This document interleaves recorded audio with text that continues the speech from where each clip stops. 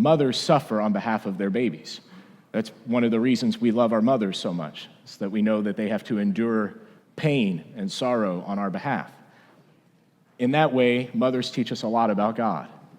There's a quote from Henry Nouwen that I love from one of my favorite books, The Wounded Healer. He says, "Who could save a child from a burning building without taking the risk of being hurt by the flames? Who could listen to a story of loneliness and despair without taking the risk of experiencing similar pains in his or her own heart, or even losing precious peace of mind? In short, who could take away suffering without entering into it?" It's a powerful question.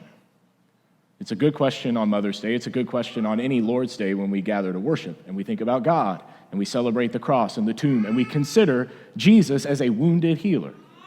It's a thought that's precious to me. I'm using that theological underpinning for my dissertation right now, so it's fresh in my mind. I'm writing about it week after week, and it's good stuff. I mean, to consider what Jesus goes through on our behalf, this compassionate love of God. It's encouraging, life-giving. It's challenging. It compels us to be compassionate, to care for others, and possibly join them in their suffering so that they can be healed. It's good stuff, but it also pushes us out of our comfort zone. So I want to try something a little unique this morning. If you're not aware, before I open with prayer, we are covering the next 4 Sundays, the 4 nights of Vacation Bible School. The lessons from each of the 4 nights of VBS, I'm turning into adult sermons on Sunday mornings for the next 4 weeks. So these will not be exactly the lessons I'm teaching small children, and you'll find that out pretty quickly, but there's nothing raunchy or anything, but it's just maybe up here, but I won't let that come out of my mouth. It's nothing like that. It's deep. It's provocative spiritually. It's stuff that little kids may not be ready to chew on. But on those nights of VBS, we'll boil it down to simple truths that kids can begin to comprehend. And it's all rooted in hope, that Jesus offers a new hope, a better hope. Hope for healing, which we'll talk about today. Hope for learning and growing next week. Hope for forgiveness the following Sunday. And finally, the hope of eternal life, of abundant life, God's life being shared with us. Those are the four evenings of VBS that will be the next 4 sermons. To get us prepared to talk about the hope of healing, because I know some of you had cupcakes in the lobby, I know some of you have not had enough coffee yet, we're gonna close our eyes together, if you're comfortable. Close your eyes with me, and I want to lead us through a quick centering prayer. This is something I don't do very often. I do this a lot when I counsel people, but I don't know that I've ever done it with a group this big. So we're going to try it together. So if you would, close your eyes. And if you hear the murmurings of babies and kids, that's a blessing, and don't let that distract you. Be still and know that I am God.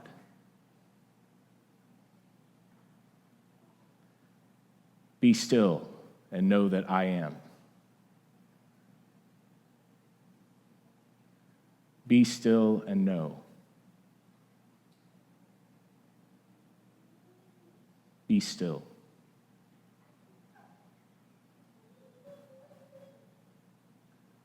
Be.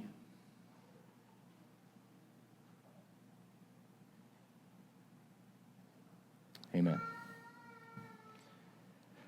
What we have to talk about today is heavy for some people, especially those who are suffering. We're talking about healing, but the fact remains many people have struggles that have yet to be healed in this life. And so anytime we talk about healing, we're sometimes at risk of embittering people who are already struggling. But that's not my intention, and it's not God's intention, so I hope it doesn't come across that way. Rather, in honesty, we're trying to consider why we need healing to begin with and how Jesus uniquely solves the problem of sin sickness. So why do we need healing? So it's a good question. Why do people need healing? The quick, easy church answer is sin, right? Everything bad is the result of sin, including death itself. It's all because of sin. But what is sin? If you ask a little child, what is sin? Their answer may be different than yours, or it may be quite alike. I know a lot of adults who have a pretty poorly defined sense of sin. If I ask my kids, which I've done somewhat recently, their answers are predictable. It's when you lie and hurt each other. It's when we disrespect you and don't listen. I wonder if they hear that a lot. You disrespected me again. I just wish you would listen. I don't say, that's sin. They just know. What if sin is bigger than that? It is that. Certainly, any failure on our part as humans is sin, categorically. But what if sin is much bigger and more deeply rooted and more systemic and more horrible than we want to give credit for? I would argue that cancer is sin. I don't mean that people who sin automatically get cancer. I mean cancer is sin, or at least the effects of sin. I think greed and envy is sin, a sickness of the soul. I think stillborn babies is sin. I think death is sin. If these things aren't sin, they're at least the result or effect of sin in the world. Sin is bigger than when you stub your toe and say a curse word, right? That's what we want it to be, because then we can just keep tabs on what we've done wrong, tell God we're sorry again, do it again tomorrow, and tell him we're sorry again tomorrow. And we just do that our whole lives and try to be good people. But Jesus came to save us from worse than that. Jesus came to undo the power of sin in the world. The sin that holds all peoples and all of creation hostage, tsunamis, earthquakes, tornadoes, sin. All of it, sin, death, and destruction. Jesus came to undo the power of sin, to force sin to relinquish its control in the world, and for him to assume lordship over all things. If that's a better definition of sin, then we can better understand the need for healing, because we don't just need our bunions to go away and our canker sores to go away, right? What we need, who you been kissing? What we need, all right. We got out early first service, and now I feel like I can just say whatever I want this service. When we're talking about sin and sin sickness and healing, what we're trying to admit is that we need Jesus to do more than just forgive me for my daily mess-ups. I need Jesus to fix the world, get rid of poverty and hunger and disease and sickness, fix creation, put it back in order, because right now it is disordered. The fact that people are dying every day is disorder in the universe. It's not what God intended. So God can fix it, but we have to make space for that in our own lives to experience that healing. And it doesn't always look the way we expect it to look. Broken bodies, a broken world, everything dying, these are the effects of sin. This is sin sickness, from which we all need healing. Whether it's physical injury, disability, disease or sickness, depression, anxiety, other forms of mental illness. What about just emotional scars and trauma from the past? Wouldn't you argue those are all things you need healed in this life? And those are individual things, not to mention all the big stuff we already talked about. We need healing. There are so many ways in which we need healing, and it's a human problem. And it didn't start with you or me. It started, at least allegorically, whether you believe Adam and Eve's story in the garden was literal history or a picture of all of humankind's interaction with God. I think both are true. But whatever you hold to be true, certainly you believe the story, at least in its pure sense, that humankind, male and female, in the image of God, were placed in paradise with God to live and walk with God, to speak as God, to name the things that God was creating, to be involved in stewarding God's beautiful creation. That's a cool picture in the very beginning. And then what happens? God says, I love you, I've made you in my image, I want to spend forever with you. There's only one rule: don't eat of this tree, because something bad will happen. In a sense, you'll die. If you eat that, you will die. And for whatever reason, because we're human, they ate it. But then the amazing part of the story is what happens next. And this is where we often misinterpret the details. What does happen, and this isn't rhetorical, feel free to call it out. There's a pretty good number of people in here. It's Mother's Day, so a lot of you came for your moms. You should come to church with your mom every Sunday. I'm biased, but I think it's a great idea. When Adam and Eve partake of this forbidden fruit, what do? First thing they do, they hide. They hide. And does God come out with his belt and say, you better find a place to hide? See, past trauma. This is what I'm talking about. We all need healing. My dad only threatened that. He never actually hit me with his belt. He was a little too big. I'm afraid he would have really hurt me. My mom used my Hot Wheel tracks instead. Happy Mother's Day, Mom. I know you'll watch this tomorrow.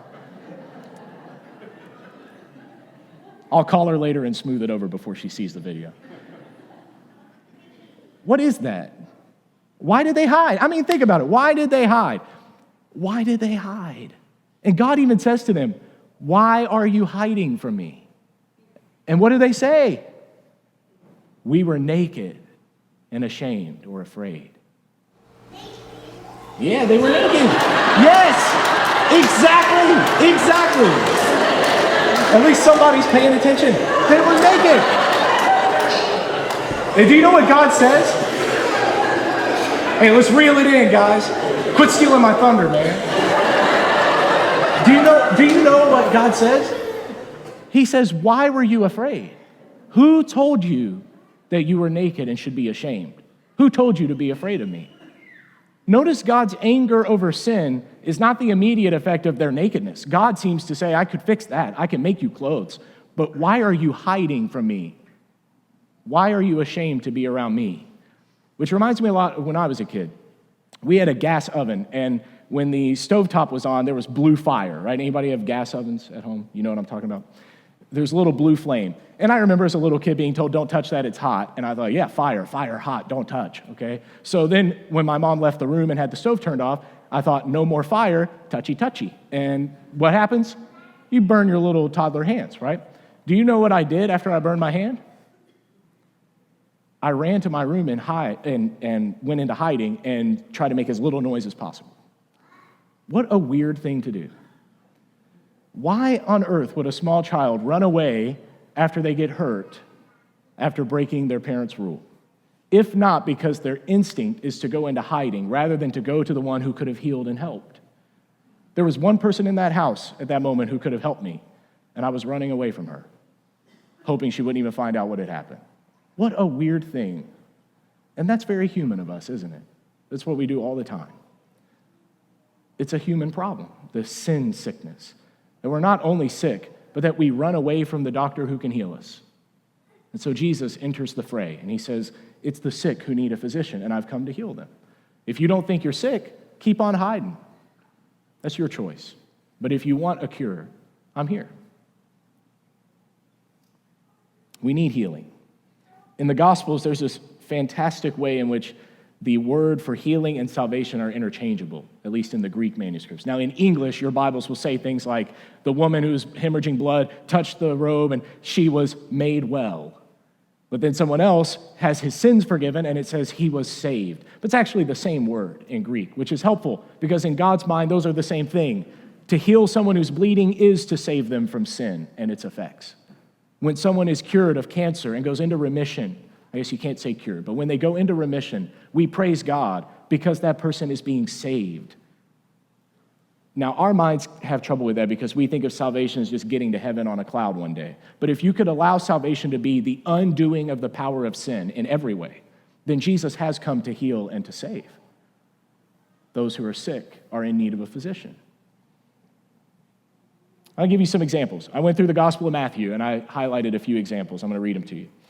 We love these stories. Matthew 8:16, when evening came, they brought to him many who were demon-possessed, and he cast out the spirits with a word and healed all who were ill. This isn't a sermon about the connection between demonic forces and mental illness and disease and addiction, but that would be a good sermon maybe down the road. There's a lot of overlap here, and Jesus doesn't draw a line of demarcation. He doesn't say, this is the spiritual stuff and this is the physical stuff. That's a very post-Enlightenment way of thinking in the modern world. In the ancient Near East, there was no division of natural and supernatural. Jesus came to save, and that meant all of it. Blindness, lameness, deafness, sin that needed to be forgiven, the effects of that sin, shame, guilt, depression, anxiety, greed, lust, whatever it was. Jesus came to heal and to save. And there was no distinction between which illness needed to be healed. Matthew 12:15, Jesus, aware of this, withdrew from there.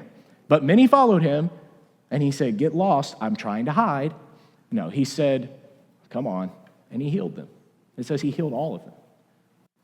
Persistence paid off. Matthew 14:14, when he went ashore, he saw a large crowd, and he felt compassion for them, and he healed their sick. The word compassion is awesome. This word in our English comes from Latin, not Greek, Com means with, and passio means suffering. So suffering with somebody. It's one of my favorite linguistic little tricks I ever learned was that you can put words together and make a much cooler word. And compassion is one of those words. Thankfully, someone else made it a long time ago. So everybody's familiar with that word, right? You know the word compassion. But you don't often think what it means when you say it. You're saying to suffer with. So when it says Jesus felt compassion for them, it means he shared in their suffering in that moment and healed them. Matthew 14:36. Again, crowds were imploring Jesus that they might just touch the fringe of his cloak. Just let us touch the hem of his robe. And as many as touched it were cured. Now there we go again. They were cured. Same word as saved. They were saved. They were healed. Matthew 15:30. Large crowds came to him, bringing with them those who were lame, crippled, blind, mute, and many others. And they laid them down at his feet, and he healed them. In Matthew 21:14, the blind and the lame came to him in the temple. Now he's in the temple trying to do business, trying to do work, not business marketplace. He actually got mad about that, didn't he? You've turned my Father's house of prayer into a emporio, which is a marketplace. And he flipped the tables. So he wasn't doing business. I misspoke. He was doing the Lord's business, right? He was doing God's work in the temple.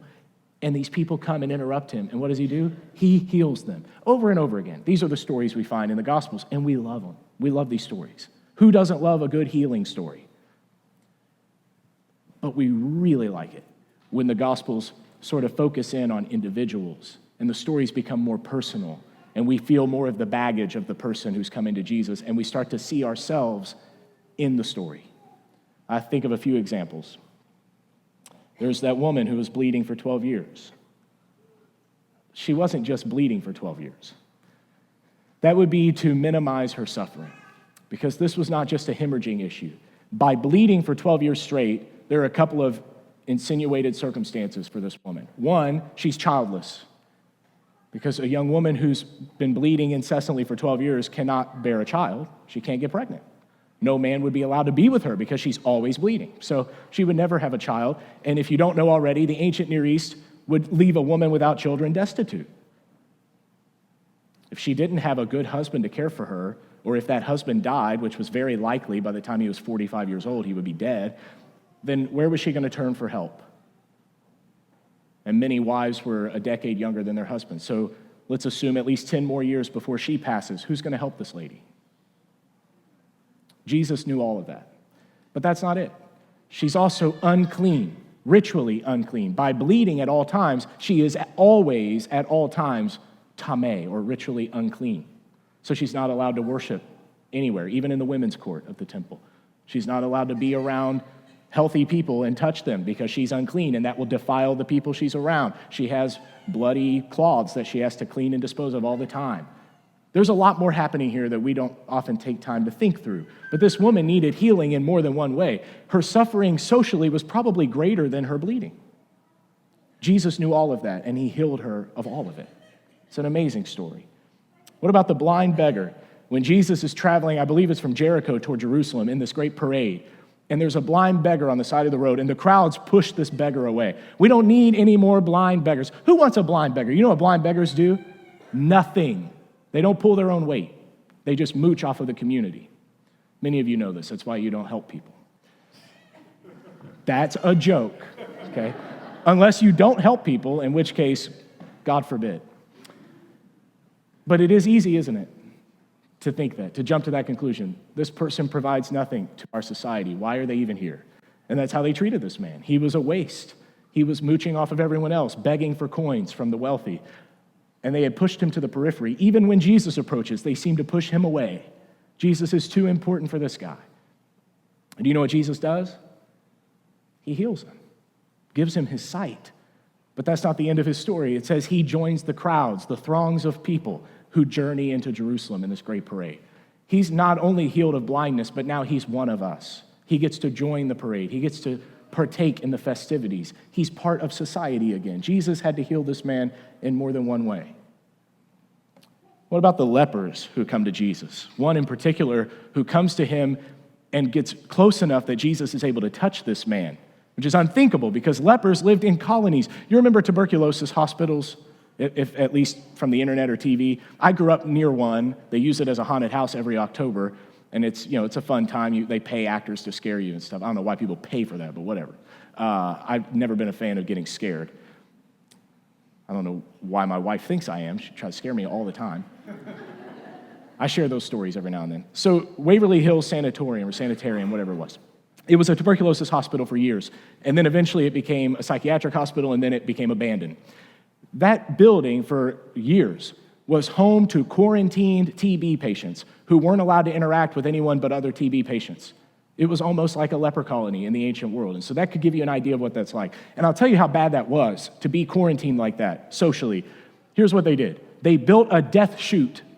That's the, colloquial word. I don't know what they actually called it, but it was a concrete chute that they used to slide the bodies down the hill to the hearses and vans when people died on an almost daily basis, because people upstairs could see all the bodies being taken out of the building, and they were killing themselves out of depression and angst. It was horrible, okay? I want you to feel some of that before we think about a leper, because a leper doesn't just have skin issues. A leper is in that position, in a community watching his friends suffer and die, never getting to interact with his family, not being included in anything social outside of that tiny colony of other sick, leprous people. It's a horrible thing. And this leper sneaks out of the leper colony, goes to Jesus, interrupts him in his path, and says, "Lord, if you are willing, I know you could heal me." And do you know what Jesus says? "I am willing. Be healed." And he touches the leper, which is unthinkable because you can't touch a leper. It's contagious. He touches the leper, and Jesus doesn't get leprosy. He heals the leprosy. And this man is returned. It says as soon as Jesus touched him, his leprosy went away. He's returned to full health. And now he gets to go on praising God and living a normal life. Jesus healed that man. There's another one that I think of that we don't often mention in healing narratives, but his name is Zacchaeus. Do you remember what Zacchaeus' sickness was? Greed. Now that's a harder one to talk about because you can't see that one. But he was sick with it. Anyone who does this would have to be sick, right? He's extorting his own neighbors, family, and friends, taking their hard-earned money, sometimes upwards of 70 or 75% of annual income was taxed, and then used to line the pockets of a pagan emperor and his army who maintained peace by standing on the corners with swords and threatening people. That's what his job is, to take money from his family and friends and his neighbors and to give it to a pagan king and his army to fund their controlling regime of power. It's pretty messed up. So you can imagine tax collectors were not well liked by the common people.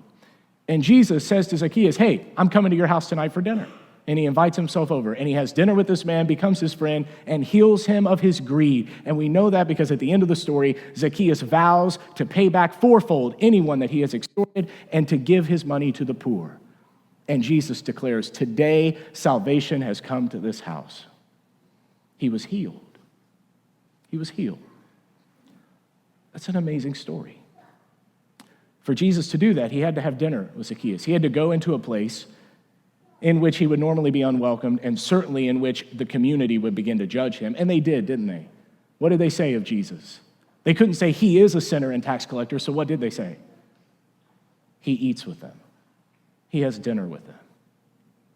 He marred his own reputation in order to save this man. That's Jesus. But how does he do it? And that's where Henry Nouwen's quote comes into play, this idea of the wounded healer. Jesus goes into these places. He has compassion. He suffers with.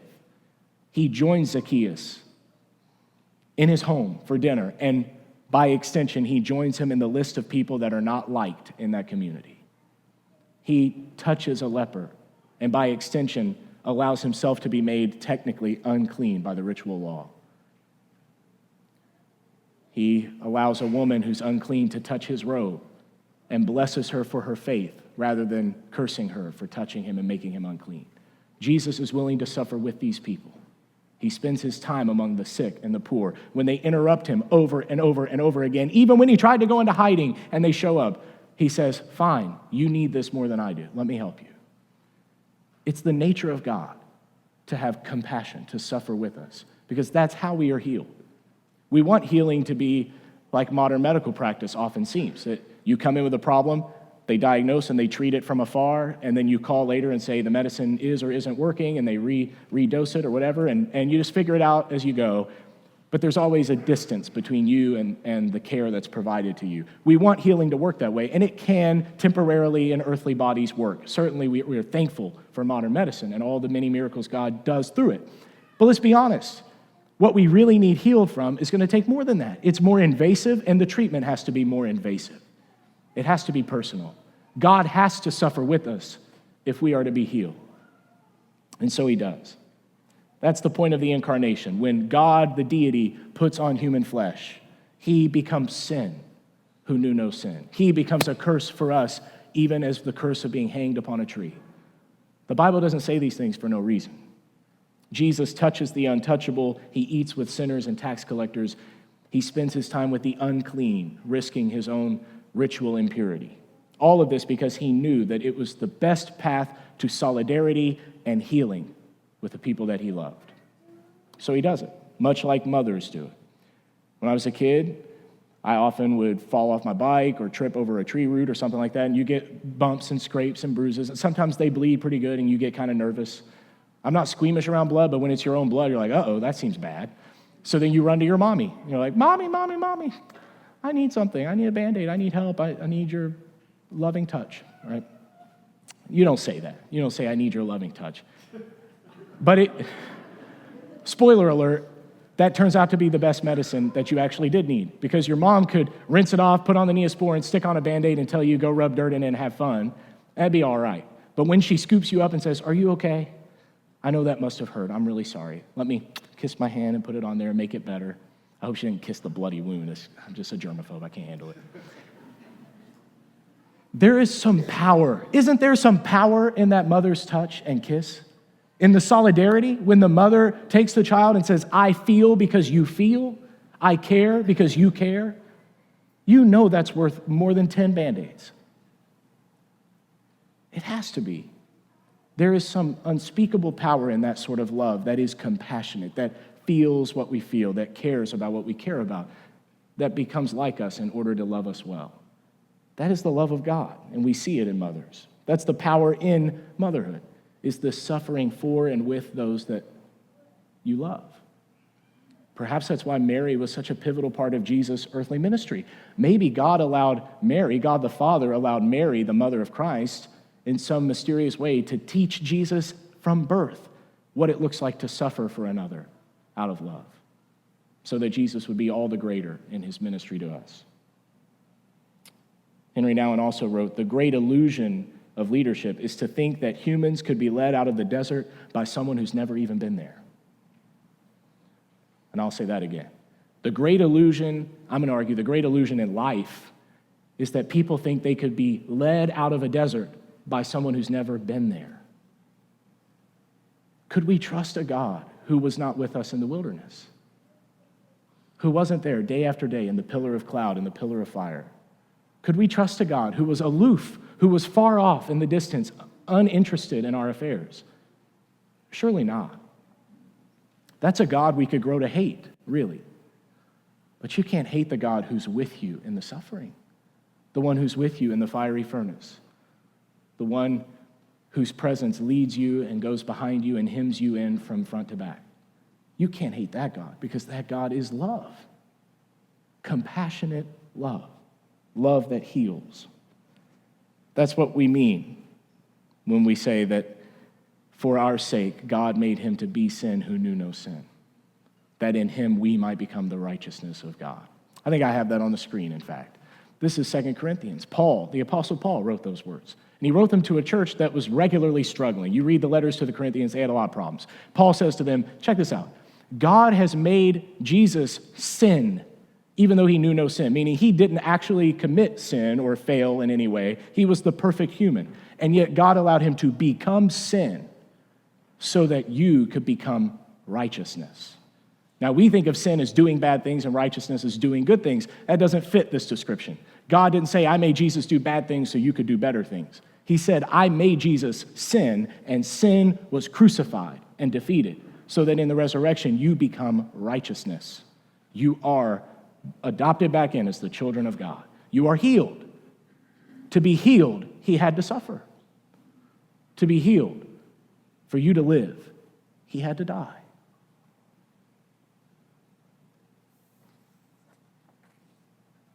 On the cross, when Jesus said, "It is finished," it's that famous Greek word, tetelestai. We love that. It is finished. It is accomplished. We talk about it a lot. When Jesus said that from the cross, what he was saying is that the healing has been accomplished.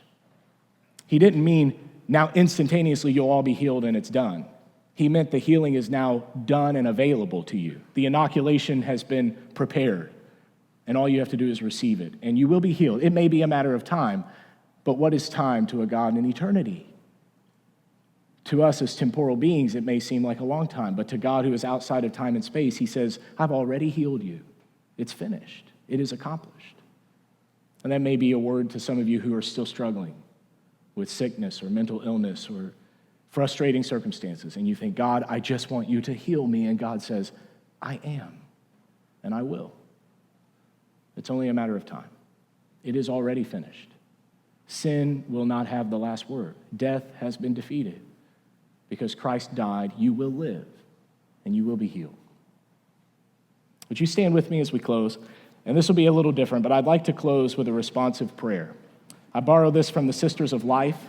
They're a really great organization of nuns out of Brooklyn in New York who basically minister to young mothers and expecting mothers, and especially women who have had abortions and then follow up with regret and shame and guilt, and they minister to these women. It's a really precious ministry. Of course, it's through the Catholic Church, but we support it nonetheless because we're not anti-Catholic, we're pro-Jesus. So what they do in the name of Christ is good work. And they wrote this beautiful litany of trust, this prayer that I love. And so I want to pray it together this morning. This will be our closing before we come to the table. I'll have a phrase on the screen that you'll repeat over and over again. I mean like 20 times, so prepare yourself. And then after that, there'll be another phrase for the second half. From the belief that I have to earn your love, deliver me, Jesus. From the fear that I am unlovable, deliver me, Jesus. From the false security that I have what it takes, deliver me, Jesus. From the fear that trusting you will leave me more destitute, deliver me, Jesus. From all suspicion of your words and promises, deliver me, Jesus. From the rebellion against childlike dependency upon you, deliver me, Jesus. From refusals and reluctances to accept your will, deliver me, Jesus. From anxiety about the future, deliver me, Jesus. From resentment or excessive preoccupation with the past, deliver me, Jesus. From restless self-seeking, even in this present moment, deliver me, Jesus. From disbelief in your love and your presence, deliver me, Jesus. From the fear of being asked to give more than I have, deliver me, Jesus. From the belief that my life has no meaning or worth, deliver me, Jesus. From the fear of what love demands, deliver me, Jesus. And from discouragement, deliver me, Jesus. And from illness and sickness, deliver me, Jesus. Now we'll switch to the happier half of prayer. We'll say, Jesus, I trust in you. That you are continually holding me, sustaining me, and loving me. Jesus, I trust in you. That your love goes deeper than my sins and failings, and it transforms me. Jesus, I trust in you. That not knowing what tomorrow brings is an invitation to lean on you. Jesus, I trust in you. That you are with me in my suffering. Jesus, I trust in you. That my suffering united to your own will bear fruit in this life and in the life to come. Jesus, I trust in you. That your plan is better than anything else. Jesus, I trust in you. That my life is a gift. Jesus, I trust in you. That you are my Lord and my God. Jesus, I trust in you. And that I am your beloved one. Jesus, I trust in you.